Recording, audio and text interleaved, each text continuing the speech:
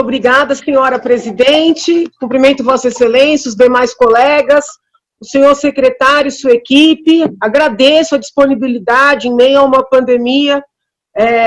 Não vou utilizar o verbo gastar, mas dedicar essas horas aqui à Assembleia, à comissão. Na verdade, o senhor deve ter percebido que a casa está agitada. Hoje começa a discussão do orçamento. E eu estou muito preocupada com os cortes severos que ocorreram na saúde. É bem verdade que o relatório feito pelo deputado delegado Olim corrigiu parte desses cortes, mas não, na minha leitura, o suficiente. Então, o senhor fez uma demonstração bastante detalhada sobre os trabalhos da secretaria. Eu imagino que a equipe do senhor já tenha feito uma análise do orçamento também. Eu queria saber se os recursos que estão sendo destinados à saúde, ao seu ver, se são suficientes. Eu destaco aqui a situação do Instituto do ICESP, né, que é o Instituto do Câncer do Estado de São Paulo, que eu visitei, outros colegas visitaram. Houve emendas para recomposição do orçamento, na casa dos 54 milhões, o colega delegado Olim conseguiu, né, acrescentar 29 milhões no orçamento do ICESP, mas ainda falta, como falta para as Santas Casas, para o programa Santa Casa Sustentável. Eu tenho sido bastante crítica com o fato da verba para publicidade ter aumentado, mas eu não vou fazer essa discussão aqui, vou fazer no plenário. Então, eu queria saber se a equipe técnica da secretaria já analisou esse orçamento e qual que é a visão dessa equipe técnica, até para eu ter elementos para levar para o plenário. Então, esse é um primeiro ponto. Um outro ponto, nós votamos há algum tempo o 529, que foi conhecido pela população como reforma administrativa, foi um projeto muito polêmico. Eu obstruí até onde deu, porque não concordava com vários pontos, mas no final da nossa discussão eu consegui retirar algumas entidades do projeto original, o Oncocentra é uma delas, que eu entendo que faz um bom trabalho, consegui tirar o ITCMD, e muitos colegas criticaram demais, né, quem votou favoravelmente, ainda que mediante um acordo que eu considero assim, histórico, porque entenderam que nós estaríamos aumentando o ICMS. E tem uma argumentação técnico-jurídica que diz que não, que foi apenas uma redução de isenção fiscal. O ponto é o seguinte, senhor secretário, o governador deu inclusive entrevistas, dizendo que a área da saúde não seria impactada, que a cesta de remédios não seria impactada.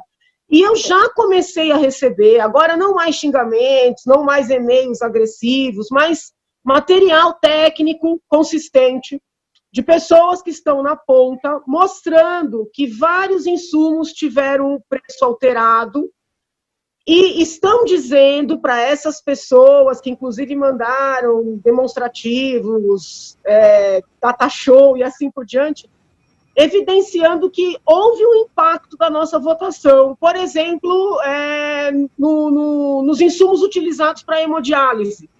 Então, eu queria primeiro saber se a secretaria já percebeu esse aumento de preço, se ele é real, e se existe algum trabalho para que seja direcionado aqui para casa um projeto de lei específico para essa seara. Nós votamos há pouco tempo uma isenção específica para o medicamento Zolgensma, que é um medicamento que custa milhões, né? Então, nós votamos o 529 e aí vem um PL específico. Eu queria saber se a pasta da saúde está trabalhando para identificar, né, onde houve uma sobrecarga na ponta, para enviar para esta casa um projeto de lei específico. Né? Então, queria ouvir isso de Vossa Excelência. Eu fiquei com uma dúvida, secretário, quando o senhor fez a apresentação, que o senhor diz que a secretaria ou o governo adquiriu 1.305 respiradores. Eu pergunto isso porque eu fui uma das mais chatas nessa questão dos respiradores na CPI que houve, né, sobre as quarteirizações, e eu tinha tido a informação de que eram 1.280 respiradores da China, mais 1.500 respiradores da Turquia. Então, isso dá mais, né, do que o montante que o senhor passou de 1.305. A dúvida que eu tenho é a seguinte: os respiradores da Turquia, a secretaria compreende como aquisição por parte do governo ou doação do Instituto Butantan? E se sim, o dinheiro utilizado pelo Instituto para adquirir esses respiradores foi um dinheiro enviado pela secretaria? Porque essa coisa, né, entre instituto, entidade privada, não privada, ela é complexa. Por isso é que eu não trabalho muito com a natureza jurídica da entidade, eu trabalho mais com o dinheiro utilizado, né? O dinheiro utilizado na compra dos respiradores da Turquia foi público ou era de origem privada, né? Esse é um ponto importante. Vou falar bem rapidamente dos outros. Eu tenho recebido algumas reclamações de pessoas que dizem que os testes que elas têm feito na rede pública para a Covid têm demorado 14 dias para sair. Eu achei a queixa um pouco excessiva, mas queria saber se existe alguma posição da secretaria. Também reclamação sobre aqueles testes que estão ou estariam represados no aeroporto de Guarulhos. Alguns dizem que é um problema do Ministério, mas já tem alguma tratativa para que São Paulo possa utilizar esses testes? E também uma reclamação de que o Hospital das Clínicas de Botucatu ficaria fechado agora no final do ano. Eu entrei em contato com a ouvidoria da secretaria, com o hospital, alguns dizem que é falta de verba, mas pode ser que sejam as férias, porque é um hospital universitário. Não sei se a secretaria tem alguma informação sobre isso. Uma reclamação também do Hospital das Clínicas de Mogi das Cruzes, Luzia Pinheiro de Melo, de funcionamento, que também estaria encerrando o funcionamento, não sei se existe alguma coisa que poderia ser dita a esse respeito. E aí, a minha lista é grande, mas eu vou parar por aqui, pedir a Vossa Excelência, se já tiver ou se não tiver, alguma informação, secretário, sobre esse trabalho de dentistas na área da oncologia, porque eu confesso a minha ignorância, até 2 meses atrás, eu não sabia nem que isso existia, né? E eu achei esse trabalho tão abençoado, né? Porque possibilita os pacientes se alimentarem, porque com tratamento de laser diminui a dor. Então, eu não sei se isso já é um serviço oferecido pelo Estado, se sim, se é por todos os hospitais que tratam câncer, se tem algum projeto, e quero até aqui me voluntariar para ajudar no que for preciso, né? Porque eu vi, assim, eu testemunhei a importância humanitária que tem esse trabalho. Então, seriam esses pontos, senhor secretário, e provavelmente eu vou visitar a secretaria, porque esse tema, o tema da saúde, eu vejo como primeira prioridade, né, do nosso Estado e do nosso país. Muitíssimo obrigada. Imagina, deputada Janaína Pascoal, também é um prazer poder estar falando com a senhora. A questão orçamentária foi uma situação em que o governo está muito sensível à questão da saúde. A gente sempre disse que a saúde esteve e está doente e ela não pode adoecer mais, principalmente no momento como esse de pandemia. Os cortes que foram dados foram para todas as áreas, mas desde a semana passada nós estamos junto com a Fazenda, especialmente para a gente diminuir ao máximo esses impactos. Talvez cortes acontecerão porque isso é natural. Todo o orçamento do país vai ter as suas reduções. É claro que com o projeto 529, que foi votado, isso ajudou sobremaneira, senão os impactos seriam maiores, talvez a gente não tivesse nem essa possibilidade de negociação com o governo para liberação, especialmente para áreas que são tão importantes como, por exemplo, a própria saúde.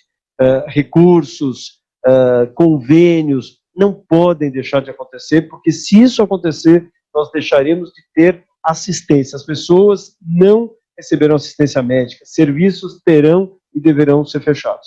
Isso a gente não pode aceitar, por isso essas tratativas que já se estendem desde a semana passada, volto a dizer, o governo está muito sensível a essas questões, tanto eu quanto o doutor Eduardo Ribeiro temos ido com frequência discutir esse assunto e seguramente nenhum gestor público trabalha sem dinheiro, principalmente na área da saúde.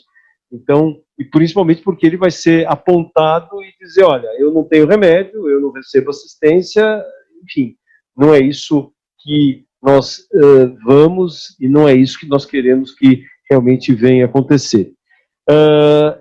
Eu vou fazer algumas respostas que eu fui anotando aqui com relação à questão do dentista ligado à área oncológica. A saúde bucal é extremamente importante.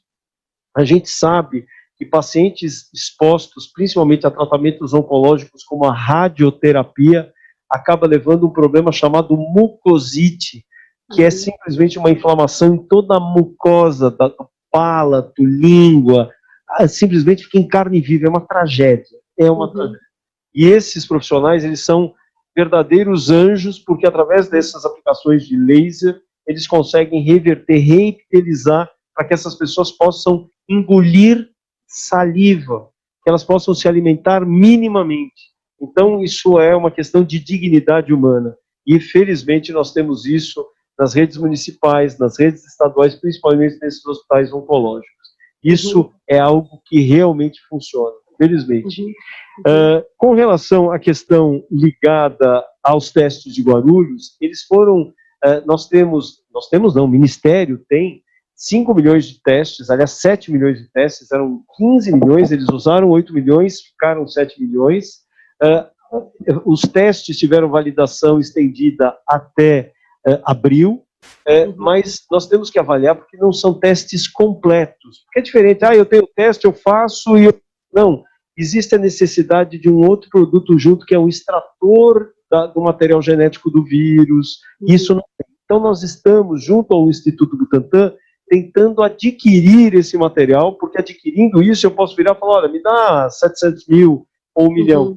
Porque se eu puxar qualquer valor de testes e não usar, aí o problema passa a ser nosso. Seja para a Procuradoria-Geral do Estado, Tribunal de Contas da União e mais, Procuradoria-Geral da União. Né? Então tem todo o risco, Polícia Federal, então a gente tem que ser muito sistemático para a gente se utilizar desses testes e vamos encampar alguns. A gente não sabe quantos, enquanto não conseguir esse extrator de material genético, possivelmente a gente adquira nas próximas semanas por doação pelo Instituto Butantan. Isso vai ser importante. E falando nisso, nós temos o tempo desses testes. Nós temos uma média de testes que era, lembra que a gente mostrou no status anterior, 48, 72 horas, frente à demanda absurda que nós estamos tendo de novembro agora para a testagem, porque quando a gente está fazendo testagem, a gente faz a testagem no paciente e nas pessoas no entorno.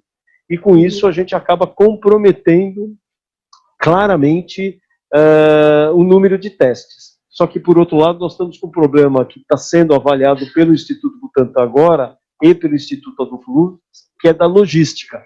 Nós estamos com uma média de atraso de 5,7 dias. E isso está intimamente relacionado no transporte da logística desses testes. Algo inadmissível. Inadmissível. Algo que nós fazíamos 72 horas, hoje não estamos fazendo. Por que isso aconteceu também? Nós perdemos uma das parcerias, que é do DASA, que era fomentado pelo Ministério da Saúde. Então nós estamos fazendo algumas tratativas junto ao Butantan, junto ao Instituto Adolfo Lutz, e avaliando o quanto o DASA vai continuar com o Ministério ou não, para que a gente possa ter celeridade a isso. Isso é fundamental. Eu estou com um paciente dentro de uma unidade de terapia intensiva, e eu preciso saber se ele tem Covid ou não. Imagine isso. Quer dizer, é fundamentalmente importante eu ter esse laudo. Então a gente está negociando, e a tua colocação ela é bem pertinente. Agora imagine eu, como médico, vendo um negócio desse. Né? Não dá. Então a gente vai resolver, até semana que vem, a gente já está vendo essa questão logística para resolução. Segundo aspecto, os respiradores da Turquia foram aquelas doações de 1.842, lembra que eu falei? Que correspondeu a 45% dos respiradores. E os 1.300 da China, aí sim, foram comprados pelo Instituto Butantan. Então, a gente recebeu a doação pelo Comunitas, pela Comunitas e Instituto Butantan, e adquirimos 1.305, que representa 32% desses respiradores aí disponíveis. Então, a compra pela Secretaria foi única e exclusivamente 1.305, 32% do total de respiradores. Tá bom, obrigada.